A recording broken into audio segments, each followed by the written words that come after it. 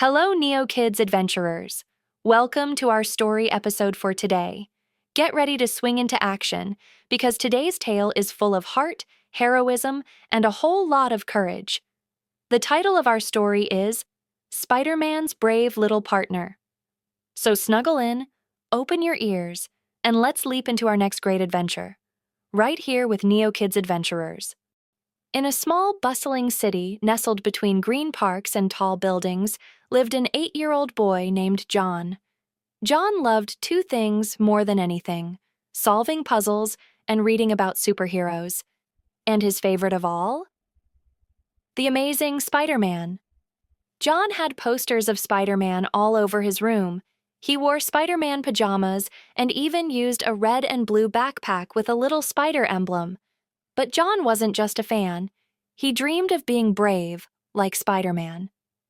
You see, John was smart and kind, but sometimes he found it hard to speak up or stand tall when things got tough. Whether it was at school or on the playground, he often felt small when problems got big. One windy afternoon, John was in the school library working on a puzzle. It was a tricky one with a picture of New York City, Spider-Man's home. He was nearly done placing the last piece when a soft thud echoed behind him. He turned slowly. There, on the ceiling, hanging upside down by a strand of web, was the amazing Spider-Man himself. "Hey there, little puzzler," Spider-Man said, flipping gracefully and landing beside him. John's jaw dropped. You're real?" "As real as peanut butter and jelly," Spider-Man chuckled. "I heard you're a pretty sharp kid who loves solving mysteries. Thought you might help me with a problem." "Me? Help you?" John blinked. "But I'm just... me." "Exactly. That's why I'm here," said Spidey. "Even heroes need help sometimes, and I think you've got the brain I need." John couldn't believe it. He nodded so fast he almost knocked his glasses off. Spider-Man offered his hand. "Hold on tight." With a whoosh and a swish, they zipped out of the library window, flying through the city skyline. The wind rushed past John's ears, and he squealed with joy. It was the most exciting thing he'd ever done. They landed on a rooftop near a construction site. Spider-Man pointed to a group of kids standing in a circle around a smaller boy. "See that?" he asked. John nodded. "They're picking on him."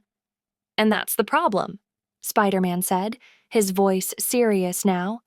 "I can swing through the air and catch villains, but when it comes to helping kids stand up for each other, that's where someone like you makes a real difference." John stared at the scene. The smaller boy's backpack had been tossed aside, and the bigger kids were laughing. Spider-Man crouched beside him. "You don't need superpowers to be a hero, John, just the courage to do what's right." John took a deep breath. "Okay, I'll try." He walked over to the group slowly, heart pounding. He felt like his legs were made of jelly. "Hey," John said, louder than he expected. "Stop picking on him." The kids turned. One of the taller boys laughed. "What are you gonna do about it?" John clenched his fists. "I'm not gonna fight you, but I am gonna tell a teacher. And I'll keep standing here until you leave him alone." The bigger boys looked at each other and rolled their eyes, but one of them, maybe the leader, just shrugged. "Whatever, let's go." They walked off, snickering. John helped the smaller boy up. "You okay?" "Yeah," the boy said, wiping his eyes. "Thanks." John smiled. Inside, he felt like he could lift a car. Spider-Man gave him a thumbs up from the rooftop and swung down beside him. "That," Spidey said, "was amazing." John beamed. "Really?" "Absolutely. You used your voice. You stayed calm. That's the kind of hero the world needs." "But I didn't fight anyone," John said. "Fighting isn't always the answer," Spider-Man replied. "Courage is choosing what's right, even when it's hard." They walked together back toward the school, chatting about puzzles, web tricks, and how to stop your socks from sticking to your mask in the laundry. As Spider-Man waved goodbye and swung into the sky, John knew something had changed. He didn't have super strength or sticky fingers, but he had heart, he had brains, and now he had courage. Moral of the story: you don't need to have superpowers to be a hero. True courage means doing the right thing, even when you're scared or standing alone. And that's John's story, Spider-Man's brave little partner. Thank you everyone for watching, and I hope you had fun and enjoyed our story for today. Until next time. See you!